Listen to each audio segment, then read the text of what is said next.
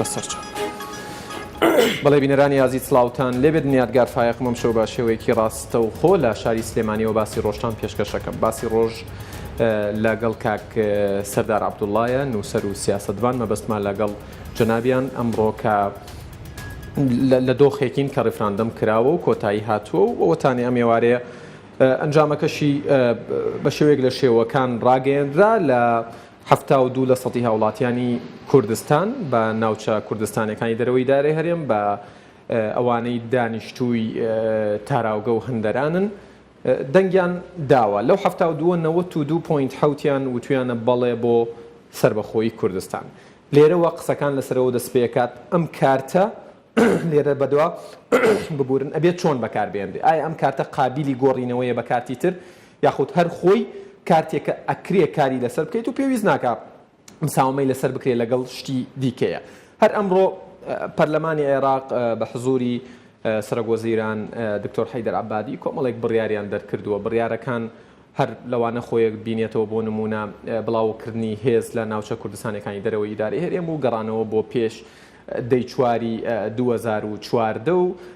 لابردنیە و کەسانی پۆستیان هەیە لە حکوومەتی عێراقی کوردن و دەنگیان داوە و زۆر بڕیاری تر سەبارەت بە ئەوەی کە داوا لە قونسڵخانە و نوێنەرایەتیەکانەکەن کە دای بخەن و بیبەنە پارێزگایەکی دیکەی عێراق و کۆمەڵێک بڕیاری لەم شێوەیە تەنانەت لە ڕاگەیەندراوەکەی پەرلەمانی عێراق لە سایتی فەرمی پەرلەمانەوە بڵاوکراوەتەوە کە هەرچەندە باوکی دکتۆر سەلیم جەبوری سەرۆکی پەرلەمان کۆچی دوایی کردبوو ئەمڕۆ لە شارێکی هەرێمی کوردستان کە ماوەی 10 ساڵە لەو شارە ئەژی بەڵام لەبەر ئەوەی ڕفراندۆمەکە ڕفراندۆمێک کۆستێکی گەورەیە ڕفراندۆمێکی شومە بۆیە بڕیاریدا کە سەرۆکایەتی دانیشتنەکە بکات. من زیاتر ناڵێم کاک سەردار عەبدوڵڵا نووسەر و سیاسەتوان هەر لەوێەوە دەست پێ بکەین. ئێمە بە پرسیارێکی سادە و ساکار هەرێمی کوردستان و عێراق ئەگەڕێتەوە 24/9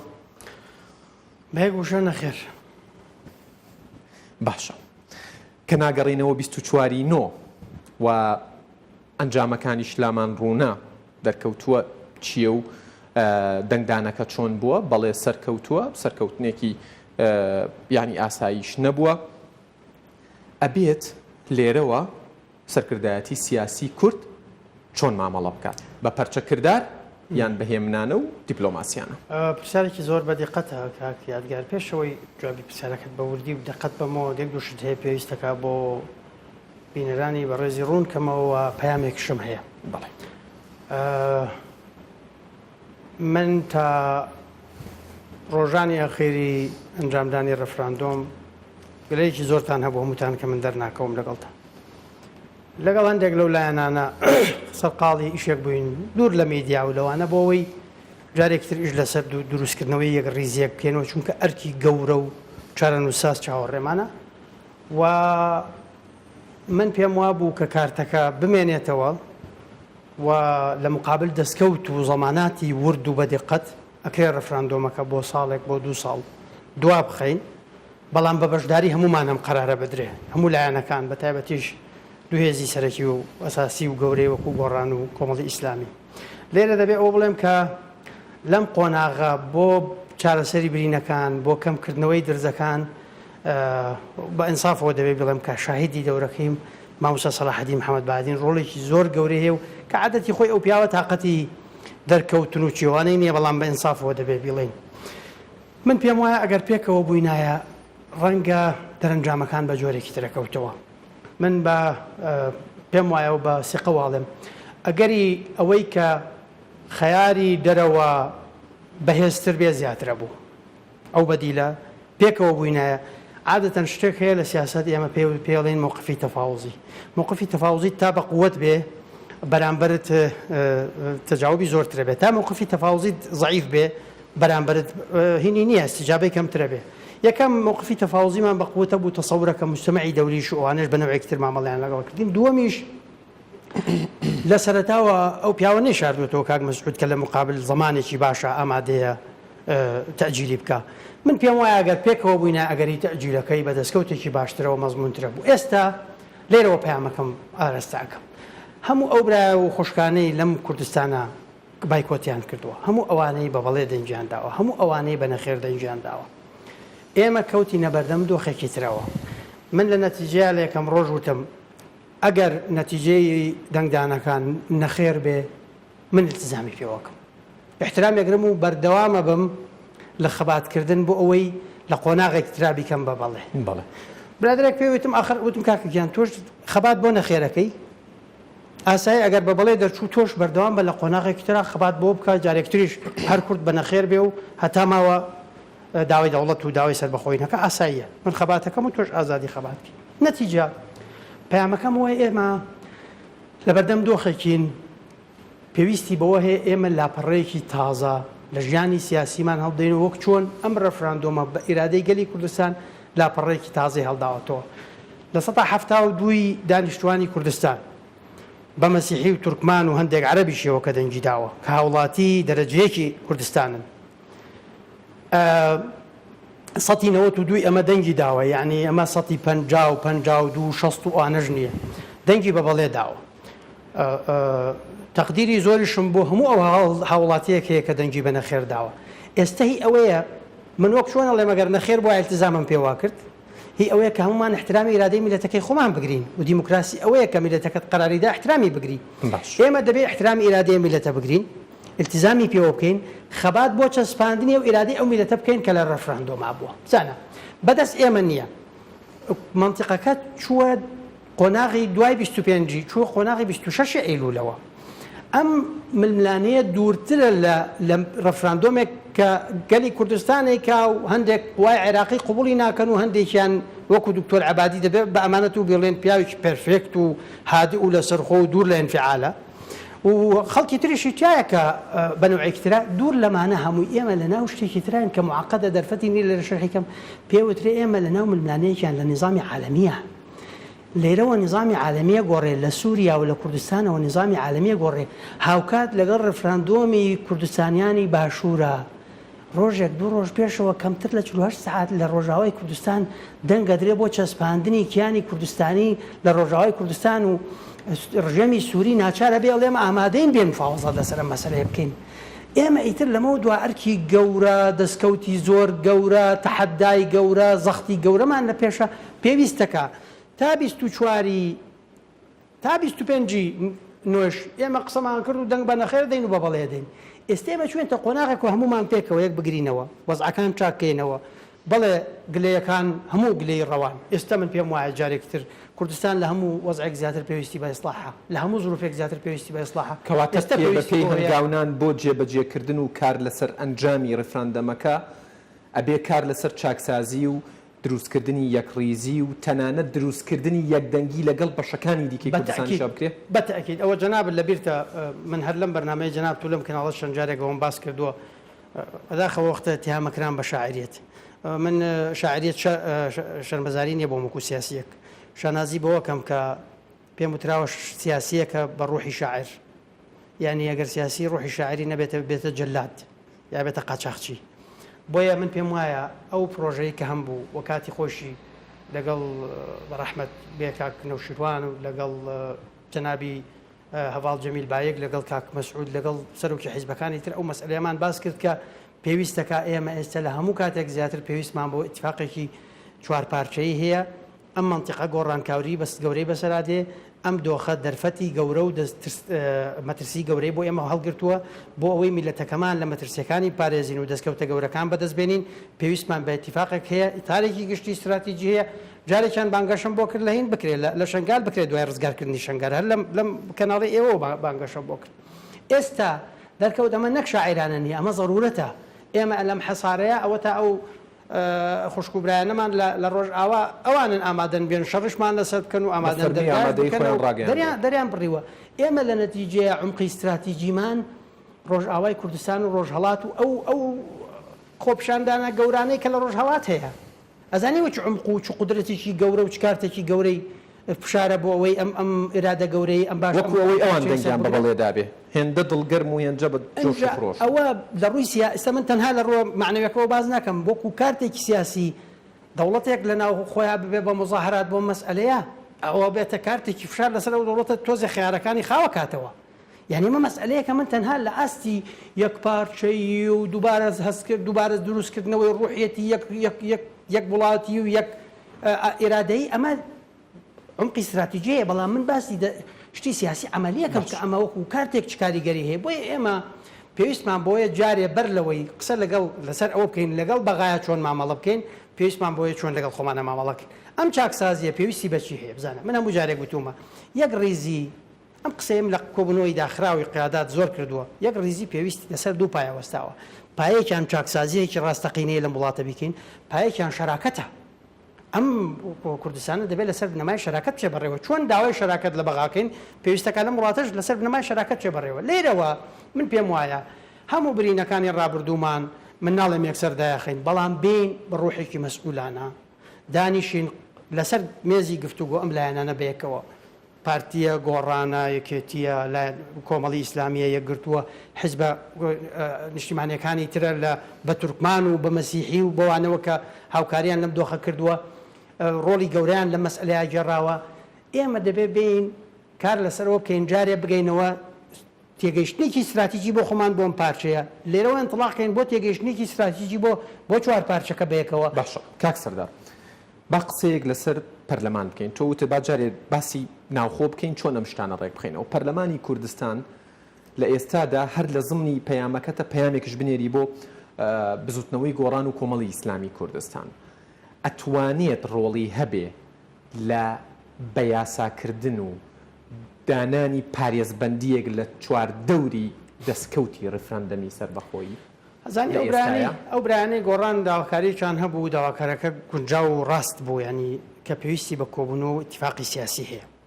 خۆی مشکلەیەک هەیە لەناو گۆڕان تەوەجوهێک هەبوو تۆزێک تەوەجوهێکی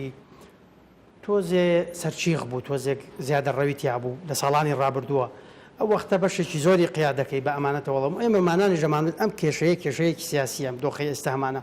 پێویستەکە اتفاقی سیاسی بکرێەوە اتفاقی سیاسی لە پەرلەمانە تەقنی نەکرێت ئەو وەختە اتهامەکراین بۆی ئێمەمانەوە پەرلەمان تەحمیشکین لەو ئەخیرا برادرانی گۆڕان هاتنە سەر و قەناعەتە خۆشبەختانە و قەناعەتێکی دروستە پێویستی بە اتفاقی سیاسی من پێم وایە ئێستا کاک مەسعود لە هەموو کەسێک زیاتر دەتوانێت ئەم ڕۆڵە بکات چۆن کارەکە لە دۆخەکە ئێستا ئەو قیادەیە و دۆخاکە ئەو سەرۆکی باڵایی هەیئی باڵای ڕفراندۆمە و ئێستا مفاوزی ڕئیسی لە بەرامبەر ئەو دۆخانە ئەوە چی مجتەمەعی دەولی و چی عێراق و ئەوانە ئێستا ئەو ئەتوانێت تەنازولات بکە ئەو تەنازولانەی بۆ ناوەوە بیکەین ئەمان پارێزێ لە تەنازولاتی خارجی پێویستمان بە تەنازولات هەیە بۆ یەکتر من پێم وایە داوەتی هەموو لایەکەکەم بۆی جارێ خطابی گرژمان خاوکەینەوە دڵمان بەوە خۆش بێ کە ئەم میلەتە بزانە مناڵەکانمان کە لە تەمەنی ئیبتیدایی و کەمتریشن جلی جوانیان لەبەر کردەوە ڕۆژە و ئاڵایەکیان بەدەستێ و تەنها ئێوە لەو ڕۆژەیە پەنجەی مۆرکە ئەمە سوورەیە کە من ئەو شەوەش لە کورتسات نیوز بتم ئەمە سوورەی ملەتێک نییە ترسابێ سەربارەوە هەموو هەڕەشەیە و دنیای لەسەرتان و هێز و ئەمە هی ملەتێکە ئەوەندە عەرەبەکە لێوەنە متەرەهیە و ئەوەندە لە خۆی دڵنیایە و بێخەمە مناڵە باتە دەرەوەکە خەڵ لە خەڵک لە وەختی ترسا مناڵ خۆی شارێتەوە خەڵک مناڵێ شارێتەوە پێم وایە ئێمە ئیرادەی ئەم میلەتە بەرجەستە بووە هەموو لایەک داواش لەو خوشک و برایانەکەم کە ئێستا دەیانەوێت تەعن لە شەرعیەتی ئەم کە ئیشە بکەن ئەرکی هەمومان وەکو خوشک و براوەیەکە قۆناغی ڕابردوو ئەو لاپەڕێ داخین پێکەوە هەرچی مەطالبێکیان هەیە من 100% پشتگیریەکەم و لەگەڵ هەموو قسەکانیانم پێم وایە ئێستاژەڵێم خەباتمان لە ڕوبەڕووبوونەوە لەگەڵ پارتی و لەگەڵ یەکێتی و لەگەڵ سوڵتەیە لە پێناوی دیموکراسی و ئازادیەکان خەباتێکی ڕەوایە نەوازمان لێهێناوە نەوازیشی لێهێنین بەردەوامە بێ کوردستان بێ بە دەوڵەتیش ئێمە دیموکراسی ئازادیەکان مافی مرۆڤ خۆشگوزەرانی ئەمانەت کۆمەڵێک داواخوازین کەس وازی لێ ناهێنێ بەڵام ئێمە مشتەرەکاتێکمان هەیە وەکو خەڵکی وڵاتێک کە تەمینکردنی دوا ڕۆژی ئەم میلەتەیە ئەم گەلی کوردستانە دەبێت خاوەنی کیانی سەربەخۆی خۆی بێ وەکو ئەوانی تر لێرەوە پێم وایە ئێمە پێویستمان بۆ هەیە جارێ دەرونی خۆمان پاککەینەوە باش لەو ناخۆشی و ڕقانەی هەمان ئێمە تۆڵی عشاریمان لەگەڵ یەک نییە کە ئێمە خلافی سیاسیمان لەگەڵ یەکەیە خلافی سیاسی ئەوەیە کە من لەگەڵ جەنابتا لەسەر مەسئلەیەک ناکۆکین لە ململانیان لەگەڵ جەنابتا لەگەڵ یەکێکی تر مشتەرەکین لە مقابلێکێکی تر لەمەیە پێکەوە هاوبەشین سیاست لە دنیای متحەزر واکرێ لە دنیای قەبیلەیە لە دنیای خێڵە کە من تۆ خلافمان لەسەر شتێک هەبوو خوشک و براکانیشمان ئامۆزاکانیشمان لەگەڵ یەکترا نابێت کە گەیشتنەیەک مرحبایەکەن لە نوێژی جومعە نابێت لێک ڕیز بوەستن چونکە ئەمە خلافی عشایری ئەمما خلافی سیاسی لە مجتمعی متحەزر لەگەڵ توێ خلافێکم هەیە لە دەخلافم لەگەڵت هەیە لەسەر خاڵی لەگەڵ تاکۆکم لەو خاڵە با لێرە بچینە ناو باسێکی ترە و بچین بەرەو عێراق وردە بەرەو بەغا بچین. لە یەکەم پەرچە کردارە حکوومەتی عێراقی هەڕەشەی کرد. لە یەکەم وەڵامە هەرێمی کوردستان لە ڕێگەی کاک مەسعود بارزانیەوە وتی ئێمە جارێکی تر گفتوگۆ هەڵەبژێرین، هیوادارین لە گوتارێکی هێمنانەیە بەهێمنی بە ئارامی وتی ئێمە هیوادارین دەرگای گفتوگۆمان لەسەر دانەخەن. دیسانەوە ئەوان بەردەوامن، دیسانەوە سەرکردایەتی سیاسی کورد دەڵێ ئێمە پێمان وایە بێ بە گفتوگۆ چارەسەر بکرێ. ئەم جۆرە خیتابە ئەم جۆرە گوتارە بۆ ئێستا چەند گرنگە بۆ چەند کاریگەریە؟ بەڵێ ئێمە زۆر ئەم گرنگە چوینە سەر ئەم باسە. ئێمە تازەیشی خۆمان کردووە، زۆر گرنگە کە ڕۆژە توانیمان ڕەفراندۆم بکەین بە ناوچەدا بڕاو کوردستانیەکانیشەوە. ئێستا بە ڕەفراندۆم بە هیچ نایە مەسلمان با ناو ناوچانە کوردستانی کۆتایی هاتووە. ئەم حقیقەتە چۆن ئەچەسپێنین تەرسیخەکەین ئەمە ئەرکی ئەمومانە کە پێویستەکە یەکگرت و بیتایە. بەغا دۆخێکی هەیە کە دەبێ بە تەقدیرە و بە چاوی تەقدیرەوە سەیری هەڵبێستی عەبادی بکەین. سەرکردایەتی سیاسی کوردیش ئەو ئەڵێت ئێمە تەواو لە فشارەکانی سەری تێ ئەگەین. بەتەکید اینجا ئەم پیاوە ئەمڕۆ لەگەڵ هەندێک لەگەڵ حەنان فتلاوی بۆتە دەنگە دەنگی لەسەرەوەی کە تۆ پێویستەکە بە قسەی خوشکە حەنان بێ خاتو حەنان دەبێ بێ هەمومان سەر بڕن ئەمڕۆ داوای ئەدامکردنی هەمومانەکەن. عەبادی ئەڵێ من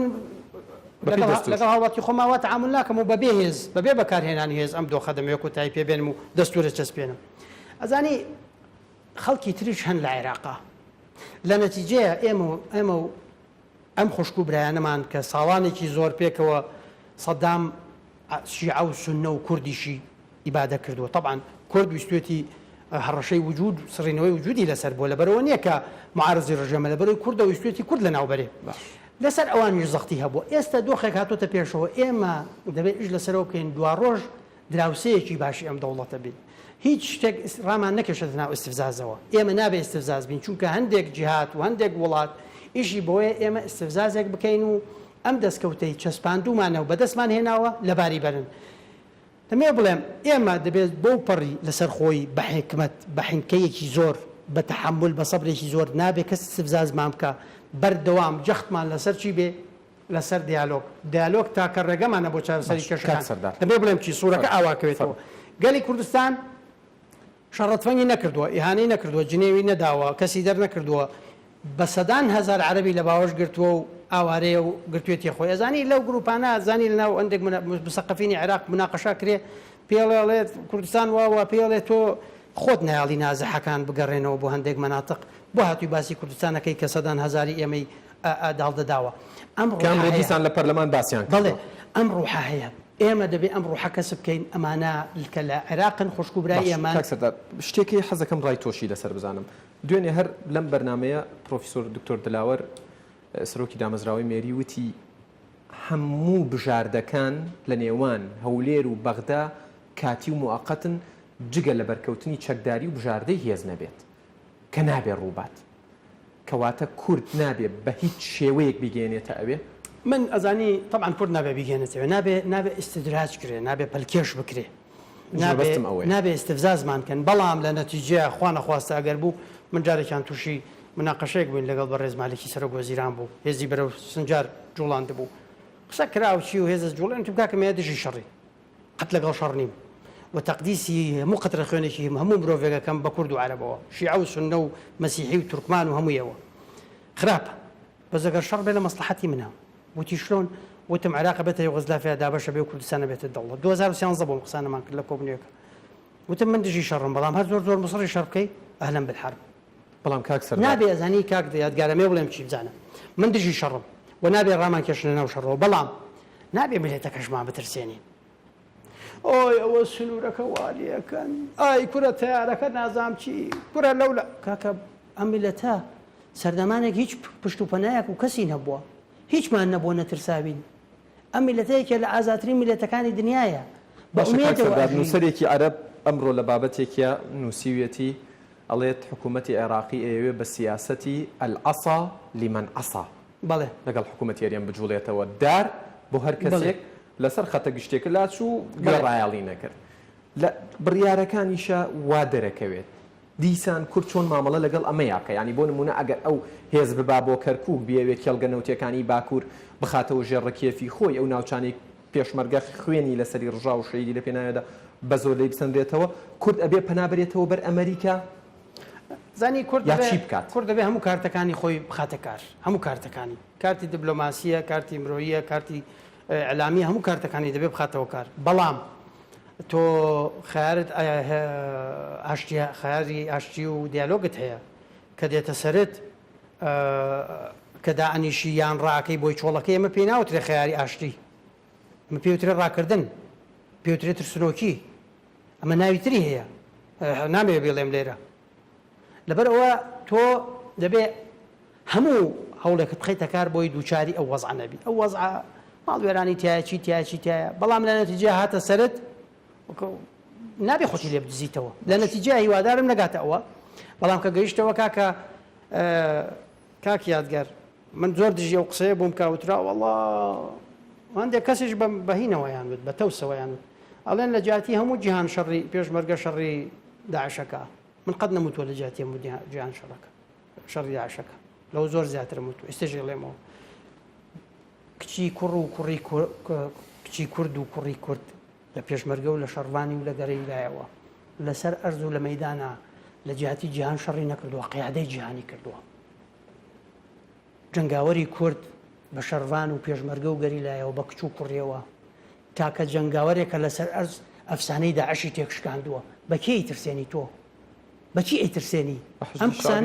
بە کەس ینی من حەشدی شعبی بە فتوایەکی ئایەت وڵای عوزما سیستانی دەرچووە کە سیستانی من پێم وایە یەکێ لە خەلە لە گەورەکانی قیادەی کوردستانی 2015 من بە جەنابی کاک نەوشیروان بە ڕەحمەت بێ بە کاک مەسعود بۆوانی درموت یەکێ لە خەلە لە گەورەکانمان ئەوەیە ئێمە خەتی نەزەفمان چۆڵ کردووە سیستانی پیاوەکە بە فتوای ئەو دامەزراوە من تەقدیری حەشدی شعبیەکەم بۆ خۆی کە خەبات بۆ لەناوبردننی ئەوە بە بەڵام لە نەتیجە من نامێت شەڕ لەگەڵ حەشدی شعبی بکەم هەر کەسێک ئەم جەنگاوەرە ئازایە بۆ ترسێنی زانی چی ئیشمان ئەوە نییە ئێمە بێ میلەتەکەمان بترسێنین کاکە ئەوەی بە یەکترمان کردمان لەسەر ڕفراندۆم تەلاقمان خوارد ناکرێت و تەلاقمان خوارد دەکرێت کەس تەلاقی نەکەوتوە لەسەر شتانە کەس تەلاقی ناکەی خوا دڵی گەورەیەگە و فراوان زۆر لەسەر نەتیجەکەی ئەوەی ئێستا ئێمە ئەم میلەتە هەمومان پێکەوە مادام نەتایج دەرچووە هەمومان پێکەوە ئەوە دەنگی هەمومانە ئێستا کاک سەردار باسی مالکیت کرد ناکرێت لە گفتوگۆیەکی ئاوایە ئێمە نەچین بەلای مالکیە باسی چۆڵکردنی خەتی نەجەف و نەجەفی شت کرد یعنی ئەوترێت مالکی لە ئێستادا بە هەموو هێزی بە ئاشکرا و بە نهێنی کار لەسەرەوەکە کە بەڕێز دکتۆر فواد مەعسووم لە پۆستی سەر و کۆماری لا ببرێت بە شێوەیەکی خۆیی جێگری یەکەم کە مالکیە ئەچێتە جێگەی وەکو سەر و کۆمار و لە ڕێگەی کوتلەی خۆیەوە لە پەرلەمان کار بۆ وەرگرتنەوەی متمانە لە عەبادیەکان و تای هەڵبژاردن و هەڵمەتی پێشوەختەی هەڵبژاردنیش لە عێراق بە شێوەیەک لە شێوەکان دەستی پێکردووە بۆیە مووقفی عەبادی زۆر یعنی وترێت محرجە و نازانێت چی بکات ئەم بڕیارانی دەرکراون لە پەرلەمان تەنها بڕیارن و لەسەر وەرەقەیە کەمێننەوە یان بە بڕوا و ئەزمموی خۆت لە ناو پەرلەمانی عێراقی جێبەجێکەن بەشێکی لەسەری مەوەستاوە ئێمە بە خطابێکی عەقلانی بە سیاسەتێکی عەقلانیانە بەیەک ریزی پێکەوە بین ئەتوا بەشێک لەو قەرارانە خۆیان بیرەچنەوە قەرار زۆر دراوە و قانون زۆر دەرچوە جێبەجێ نەکراوە ئاساییە زەختمانەکەوێتە سەر هەندێک تەحمل بکەین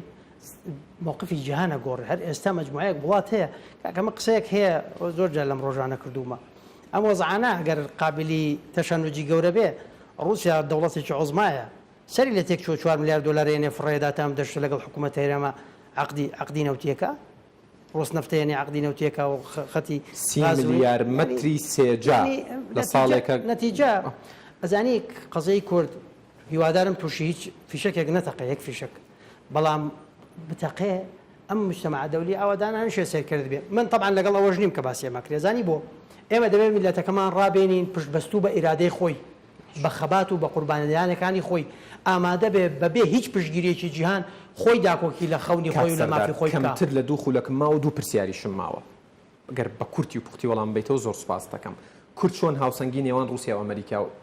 ڕابگرێت لە ئێستێ کورد دەبێت لەگەڵ هەموو لایشانە دەرگاکەی لەگەڵ ئەوروپاش و لەگەڵ ئێرانیش و لەگەڵ تورکیا شەر بەردەوام بێ و لەگەڵ عێراقیش لە خەت بێ بەردەوام ئەو جۆدە دیبلۆماسیە هەیە گەرمتریکە و جەخت کاتەوە لەسەر حیوار بۆ حیوار تاکە ڕێگەیە خەتی نەجەفیش پێویستی بە تەفعیلە خەتی نەجەف من ئێستای لێرەوە یڵێم زۆر جاژوتومە بە ئەمانەتەوە یڵێم بە کامل قەناعەت و ڕاستگۆیە وەڵێم سیستانی لە ساڵانی ڕابردووە سەلمانگوێتی کە پیاوەکە مەرجەیەک بووە بۆ هەموو عێراقیەکان لە پێش هەمویانەوە کورد کە من جارێکیان من بە بەڕێز مالیکی کەوتنە چۆتە ژێڕ کێفیەوەی کە فتوا دژی کورد پێش ڕفراندەم دەکات پێش هەموو دوتە من ئەوەندەی مەرجعی توێ دوو ئەوەندە مەرجعی منە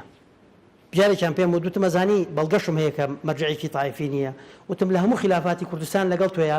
سیستانی لە پشگیری ئەمەی کردو پشگیری توی نەکردو لە بەردووە هۆیەکیانەوەی کە ئێمە لەسەر حەق بووین هۆیەکیانەوەی کە ئەم پیاوە مەرجعێتی تایفی کاتم تەواو بووە کورد بە کۆنفدرالی ڕازی بێ باشە سیاقی مفاوەزات ئەزانێ لە نەتیجا کۆنفدرالی وەکو قۆناغێک بەرەو دۆخێک کۆنفدرالی سەربەخۆییە کۆنفدرالی خۆی سەربەخۆییە من پێم وایە دیسانەوە ئێمە پێویستمان بێ من یەک دقە ئەگەر ئیجازە بدەین لێک دقە